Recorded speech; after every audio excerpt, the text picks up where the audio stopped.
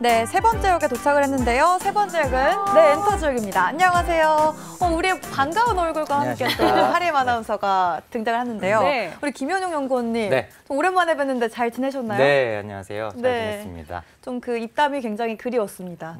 네네. 못 불러주셔서 뵈니까. 감사합니다. 네. 네, 오늘 또 오랜만에 탄 역이 엔터주였어요. 엔터주도 좀 그동안 엄청 잘 가다가 좀 네. 한동안 좀 쉬어져 가는 듯한 모습을 보였잖아요. 네. 또 오늘 모셔봤기 때문에 엔터주에 대한 앞으로의 이야기 많이 들어보면 좋을 것 같습니다. 네, 알겠습니다. 네, 엔터 기업들의 일단 앨범 판매량이 지난달에도 굉장히 좋았다고 하거든요. 네. 곧 2분기 실적 발표를 앞두고 맞습니다. 있는데 좀 실적 전망부터 해주시죠. 일단은 이제 6월 달에도 판매량이 사상 최대치를 계속 넘어서고 있어요. 그래서 6월에만 1,250만 장 정도가 팔리면서 전년 동월 대비 이제 45% 성장을 했고요. 2분기 전체적으로 봤을 때도 음반 판매량이나 공연 모객 같은 경우에는 더할 나위 없이 좋은 그런 숫자들이 나오면서 네. 엔터 4사에 대한 실적 기대감도 상당히 높아졌습니다. 이제 다만 근데 이제 구분하셔야 될 부분은 이제 엔터 4사 합산 기준으로는 영업이익 1,700억으로 사상 최대치를 이제 경신할 것으로 보여지고요.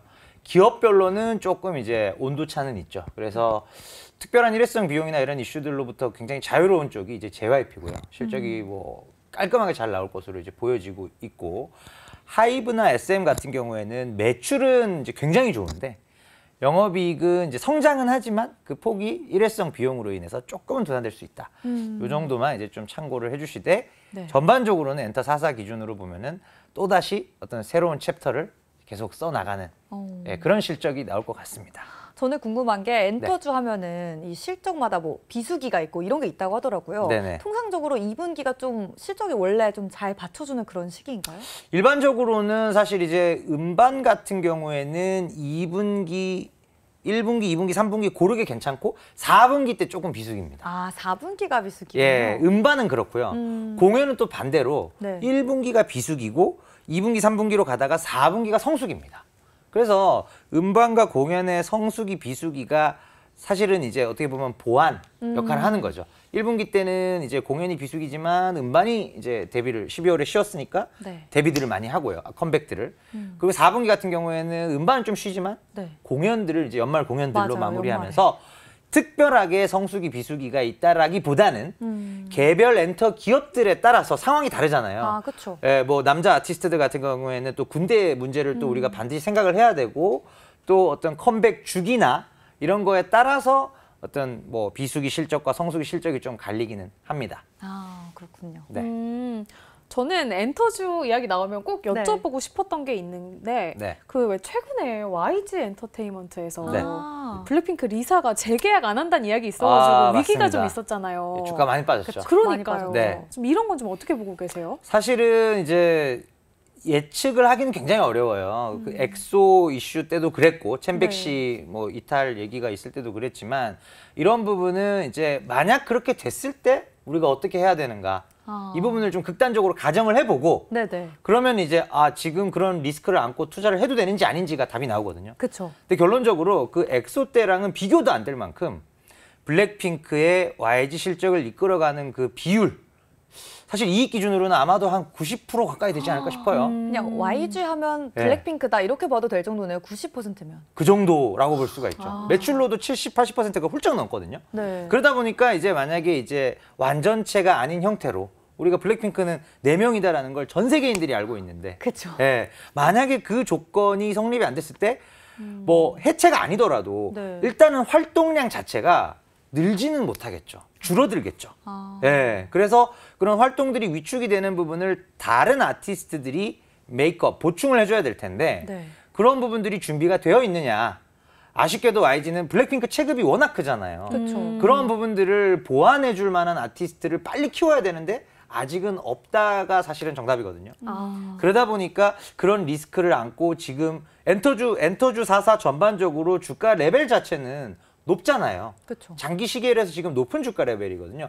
그러면 YG는 지금 투자에 어떤 리스크가 좀 더 큰 구간이다.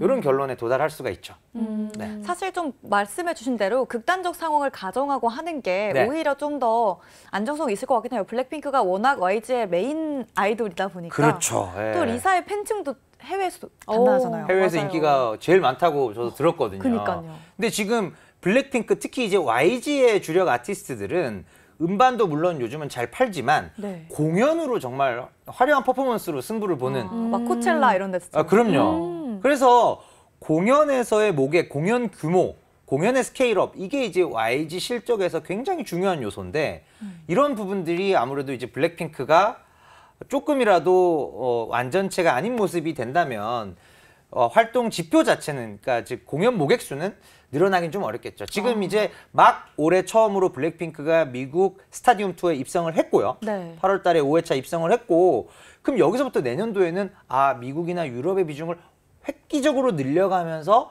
방탄소년단이 2020년에 하려고 했던 것들 우리는 미국, 네. 유럽만 위주로만 공연합니다.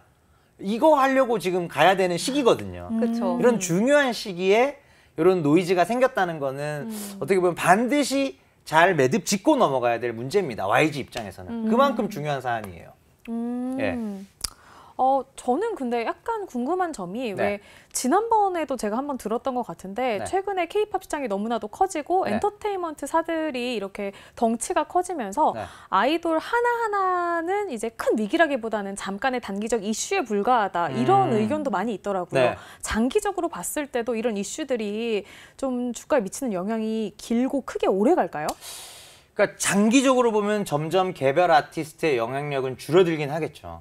근데 K-팝이 왜 이렇게까지 커졌을까? 누가 이 레이스를 촉발시켰을까를 생각해 보면 일단 우리가 가장 쉽게 떠올릴 수 있는 아티스트는 방탄소년단이에요. 그렇죠.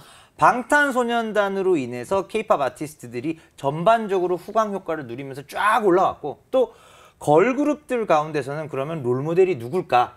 블랙핑크입니다. 그럼 이제 블랙핑크가 어떻게 보면 이제 전성기를 찍고 만약에 내려오게 되면 그 자체가 걸그룹의 전성기 내지는 어떤 그 활발하게 활동하는 기간 자체가 보이그룹 또는 그 이상으로 가야 되는데 그게 이제 쉽지는 않구나. 이런 또 생각을 전례를 만들어줄 수가 있기 때문에 네. 사실은 K-팝 산업 입장에서도 굉장히 중요하고요. 지금 우리 K-팝 시장의 올해 연간 모객수가 1,200만이 훌쩍 넘는데 그중에서 블랙핑크가 혼자 150만이니까 와. 이 커진 시장의 한 5% 가까이를 혼자서 와. 하니까 대단한 거 맞죠, 사실. 예. 그러면은 YG는 좀 잠시 보류해두는 게 이 얘기를 듣고 네. 보니까 우리 네. 투자자분들도 그렇게 그쵸. 공감을 하지 않을까 싶고요. 네, 리스크가 있어요. 네, 예. 또 4대 기업 아직도 남아있잖아요. 다른 기업들. 다른 그럼요. 기업 질문을 또 드려볼게요. JYP 같은 경우에는 오늘 이 A2K 프로젝트 맞습니다. 드디어 공개가 됐습니다. 사실 네. 이 질문 때문에 오늘 와주셨다 해도 과언이 아니잖아요. 좀 현지화 전략이 어떻게 통할 수 있을까요? 일단은 이제 오늘 오전 10시에 이제 공개가 됐고요. 한 네. 30분짜리 클립하고 10분짜리 애프터파티 영상 이렇게 두 개의 클립이 공개가 됐는데 일단 뭐 오디션 자체 아주 특별한 그런 상황보다는 일단 미국인들로 구성된 걸그룹을 만들어서 본토 시장, 더 큰 시장을 확실하게 좀 공략하겠다라는 의지고요.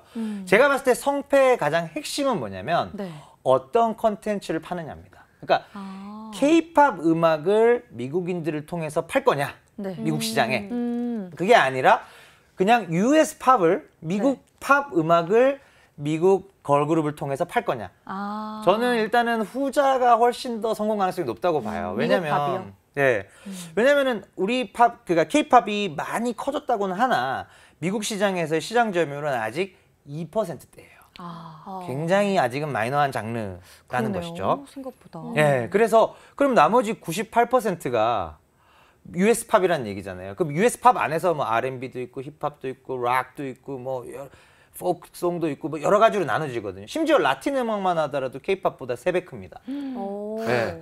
그렇기 네. 때문에 이제 어떤 컨텐츠를 딜리버리 할 거냐. 요거에 따라서 성패가 많이 갈릴 것 같습니다. 네. 그럼 또 사실 일본에서 이미 성공한 사례가 있잖아요. 니쥬. 그쵸. 니쥬와 비교했을 때 A2K는 좀 어떨까요? 일단은 이제 뭐 멤버들이야 워낙 JYP가 오랜 업력과 또 그러니까 뭐 트와이스나 스트레이키즈 같은 대여급 아티스트들을 잘 키워냈기 때문에 네. 굉장히 잘 뽑을 거예요. 다만 시장 특성이 다르고 전 세계 음악 시장의 절반을 차지하는 미국과 약 10% 정도를 차지하는 일본, 체급 차이가 이미 좀 시장 차이가 많이 나죠.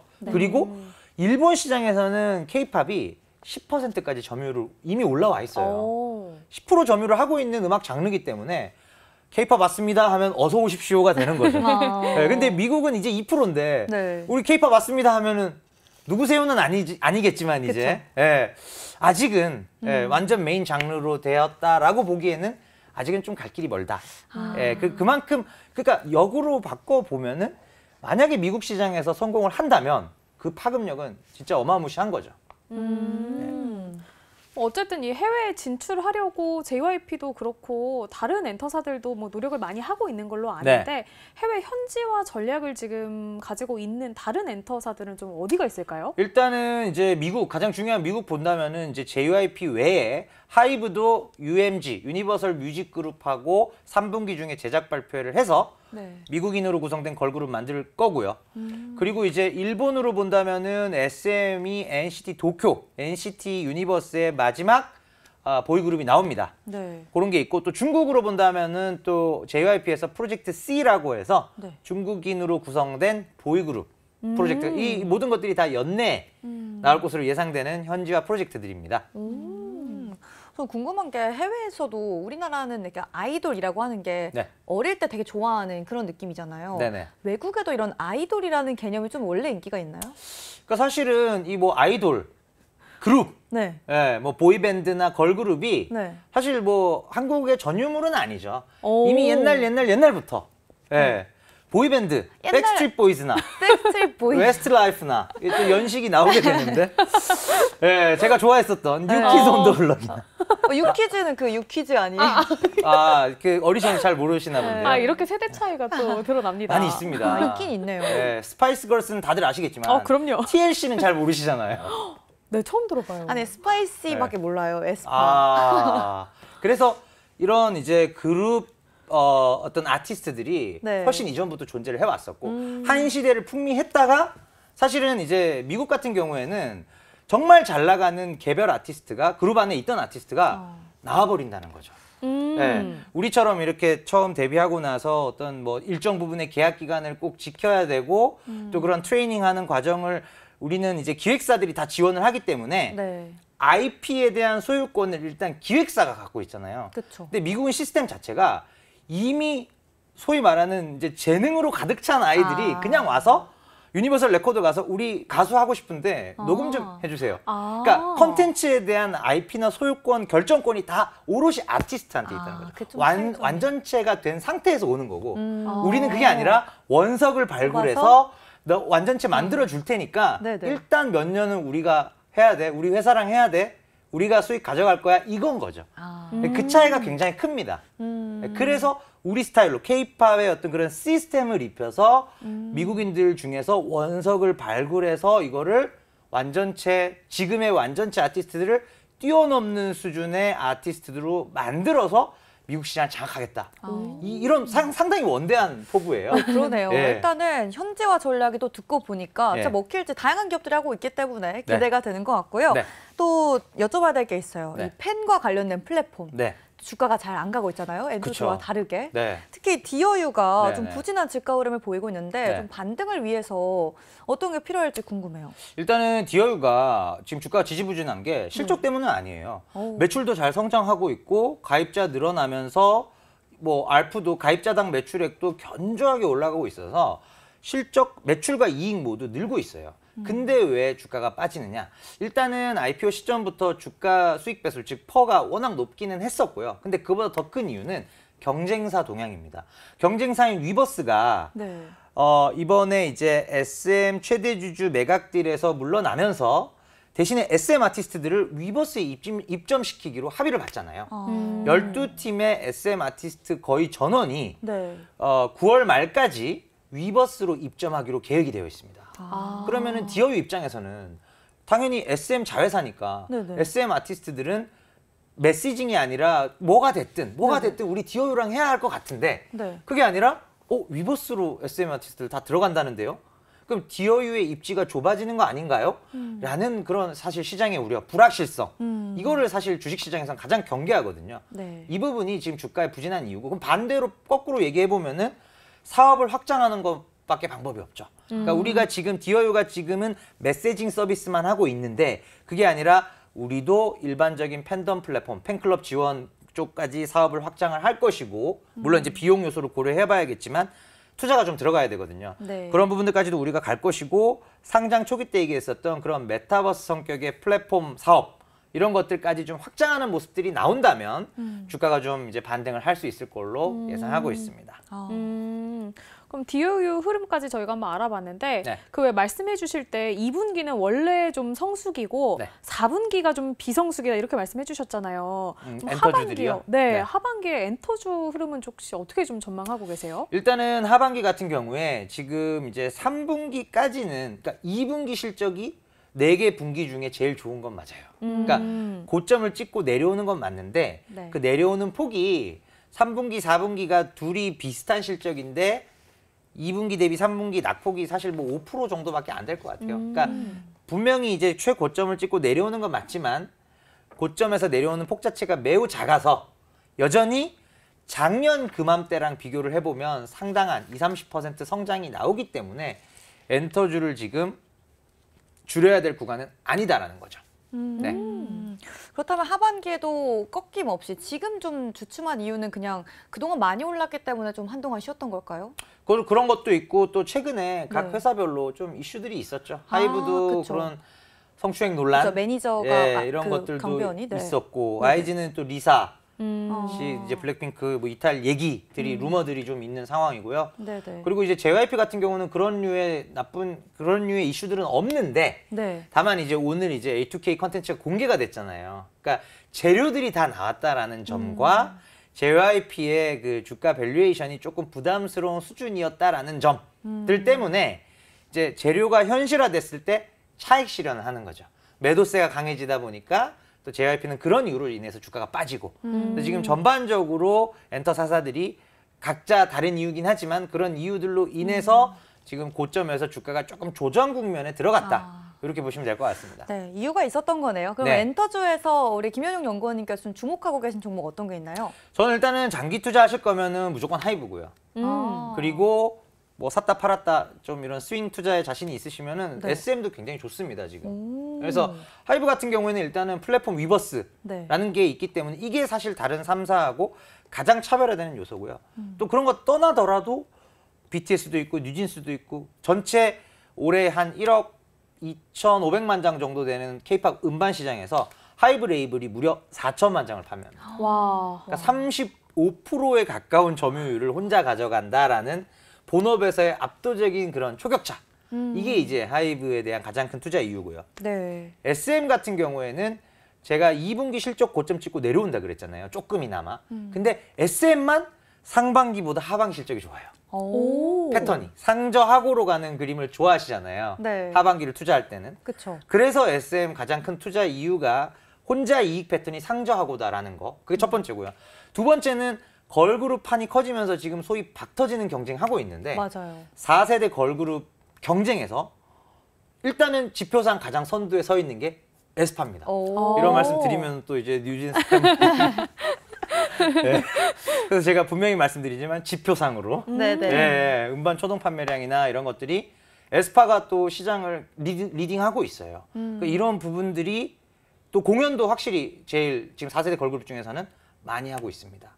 이런 부분들이 또 SM, 사실 SM은 오래된 아티스트들이 특히 보이그룹들, 오래된 보이그룹들이 있기는 한데 네. 뭔가 최근 트렌드를 따라가는 거는 좀 많이 부족해 보이고 특히 미국 시장에서 아티스트 영향력이 타사 대비 좀 많이 떨어진다. 네. 그런 이미지들이 많잖아요. 네. 근데 그런 것들을 조금 계속 바꿔나가고 주고 있는 아티스트들이 에스파랑 NCT입니다. 아. 네, 이 둘이 상당히 잘 되고 있다. 오. 이게 이제 SM을 좀 다르게 봐야 되는 이유고 이런 데서 사실은 투자 기회가 있는 거죠. 너무 명쾌하게 하이브를 투자해야 되는 이유, 또 SM을 투자해야 되는 이유까지 잘 들어본 것 같습니다. 네, 이렇게 해서 마지막 역인 엔터주까지 저희가 김현용 연구원님과 함께 했는데요. 마지막 역은 우리 하림 아나운서에게 맡기고 저희는 먼저 퇴근해 보시죠. 네. 네. 잘 부탁드립니다. 네, 먼저 들어가세요. 수고하셨습니다. 이로운 경제 채널 EBC